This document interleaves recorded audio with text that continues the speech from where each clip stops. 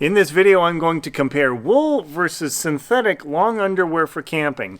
I'm going to provide you 9 pointers for beginners to decide between what you want to use when you go camping, hiking, climbing, adventuring, expedition, camping in the Sierras, or wherever the heck you're going. The first consideration when you look at long underwear is, well, is it going to keep me warm enough? Both synthetic and wool do that. There isn't really cotton long underwear that I know of, so that is a good thing because cotton does not keep you warm after the first day. Synthetic t-shirts, synthetic clothing, or natural blend material other than cotton works great.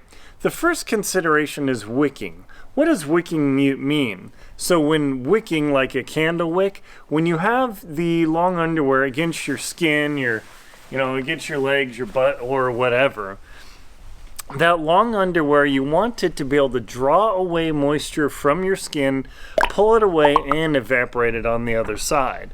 Synthetic underwear is the best for that because for whatever the chemical structure of the fabric is, this polyethylene, polypropylene type underwear is the best. So if you don't like being slightly moist or damp and you get a lot of clamminess in your sleeping bag, in your hiking pants or whatever, long underwear in synthetic is absolutely the best. Wool is definitely well up there.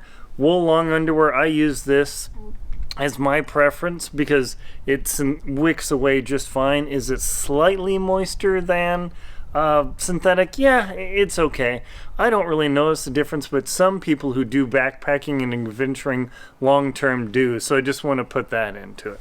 The second consideration you want to look at when you're comparing wool versus synthetic long underwear is the weight. The warmth weight versus one or the other, they're pretty comparable actually. My wool long underwear, these 260s, are pretty heavy compared to my synthetic Japanese long underwear. Yes, I have a friend in Japan who sent me these, and these are heavier weight. So weight versus weight, the long underwear in wool and synthetic is actually very comparable. Some will argue one versus the other, but farther down in this video, I'll explain why I choose one versus the other. That's a very key thing. The third point, the third point you want to consider when you're choosing between wool and synthetic long underwear is durability. If you need something that takes a lot of punishment, synthetic is king. It is very difficult to beat synthetic long underwear. Compare that to, let's see, my old long underwear. You could see here my wool underwear that it's got some damage marks from rubbing and pulling and tearing. That is the one, I would say, Achilles heel or Achilles wool of wool long underwear, is that it is more damageable. Now, any of the products I mention in this video, full disclosure, I'm not sponsored by them. I haven't received any of this for free. I've paid for it, hash bugs, with my own money. So that is a big consideration. If you think you're pretty destructive with your clothing and even your long underwear, definitely choose synthetic because, so many bugs out here. Definitely choose synthetic because it's a lot tougher than wool. This really heavyweight wool, it does quite well, but I've got wool shirts from Icebreaker. They've got little holes in them, and that's just the nature of wool. The next consideration number 4, is how does it feel? Now, old school wool, you'd think, you're rubbing on it, it's going to make down there very scratchy and itchy and drive you nuts. Well, let me tell you that modern, like Icebreaker wool or Smart wool or any of those products are super, super good. If I notice an occasional prick of itchiness when I get super sweaty, that is pretty normal, but it's nothing like it used to be with wool where you'd be scratching and itching and driving you nuts because of the scaling structure of wool. Synthetic, polypropylene, lycra, all those, ladies, what are they called? Spandex pants, all that stuff. Women wear this for a reason, men wear this for a reason because synthetic feels great. So if you want to go with absolute guaranteed feel, synthetic is a definite winner there. The next question, number 5, or consideration, is cleanliness. How good can you keep these clean, or how easy it is to keep these clean, and how easy it is to keep you clean because when you get pimples on your backside or in your thighs or wherever, it can be pretty unpleasant. Synthetic does not do well for that because it tends to keep bacteria inside of it compared to wool. Wool does great at managing bacteria versus synthetic. It's just the nature of the oil-based or fossil fuel-based whatever. Synthetic versus natural fabric just handles smells better. Now, if you have this is a synthetic shirt, but if you've got cotton, then that's not going to do well either. So, skin cleanliness, wool is definitely a winner versus synthetic. That's just me. The next point 6, is for the ladies. Down there, if you have issues with down there, shall we say, direct, pure synthetic may not be the best choice because it doesn't offer as much breathability as wool in handling issues down there. So just a point to consider for the ladies, if you have some issues with the nether regions and whatnot, synthetics may actually cause you a bit of problems. So that's something to watch out for and be careful of. That leads me into point 7, which is allergies. Some people are allergic to wool fibers. They just simply are. It's kind of tragic, actually, but who knows? You don't get to choose your genetics. Otherwise, we'd all be supermen and women. Synthetics, I don't know too many people at all that have ever had problems with synthetic fabrics with allergies, except for down there, issues with the ladies, that there's a reason that there's a cotton section in your panties to take care of that. I know it's a little weird to talk about, well, at least for me as a guy, but it is a major consideration for the women. The next thing, factor 8, is cost. Boy, oh boy, the difference between synthetic and wool is huge. These icebreaker long underwear, icebreaker pants, or long underwear, not pants, they are expensive, crazy expensive. Check out links below.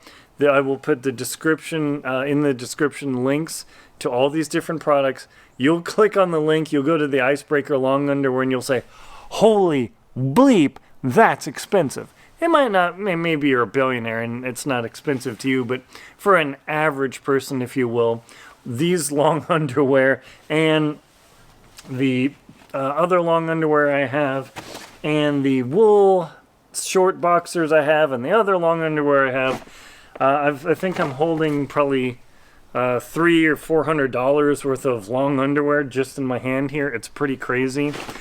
High quality synthetic long underwear is at least half as cheap generally compared to wool long underwear. So if cost is a major factor, you may want to go with the polypro or the polyethylene, or not polyethylene, but polypropylene style long underwear, or any of the other neat blends that are on the market now. So cost can be a major downside to this. Also, there's another brand I use. It's Ex Officio, just for my basic underwear. They're super good. Again, not sponsored by Ex Officio, full disclosure.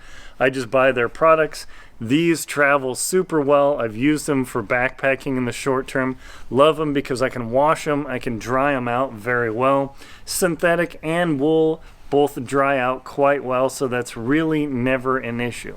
But as I promised you at the end of this video, the most important factor in whether you choose synthetic long underwear or wool long underwear is the smell and bacteria retention. When I was trekking across the Greenland tundra from the ice cap to the coast over, I think it was 9 days, 10 days, whatever it was, 100 plus mile or 160 kilometers, by day 4, I was kind of smelling bad with my polypropylene shirt and long underwear. By day 7, every time I moved and I caught a waft of my scent,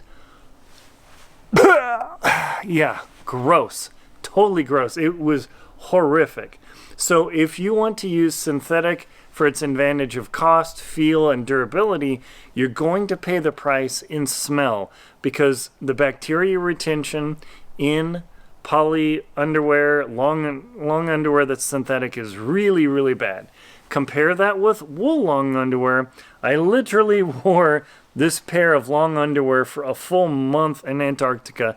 non-stop. I only had 3 pairs of long underwear in Antarctica, and I literally wore those 3 different pairs alternating depending on the temperature for 3 months straight, and virtually no smell issues with a poly and synthetic. Oh my gosh, just disgusting. So if smell is a major factor to you and you can tough it out, well, you can use synthetic, but I highly recommend checking out things like Icebreaker or Ibex wool long underwear because of the smell, which means that the bacteria is kept under control, which will prevent pimples and other skin issues and rashes from cropping up, assuming you don't have allergies. Is there an absolute clear winner between wool, ding ding ding, and polypropylene or synthetic, ding ding ding? No, because it actually depends on you, your skin, what you do. For me, wool is the absolute winner because I don't want that bacteria and the smell and the pimples and all that sort of rashy issues. It's not too bad, but I prefer wool, even though it definitely has its downsides. My name is Aaron Linsdau. I'm a polar explorer and professional adventurer. Please check out the links in the description to my shows World Beyond and Antarctic Tears, as well as my books Antarctic Tears, Lost at Windy Corner, Adventure Expedition 1, The Jackson Hole Hiking Guide, How to Keep Your Feet Warm in the Cold, Not Tying for Survival, and the 2024 Total Eclipse Guides. Thank you very much for watching, and enjoy your long underwear!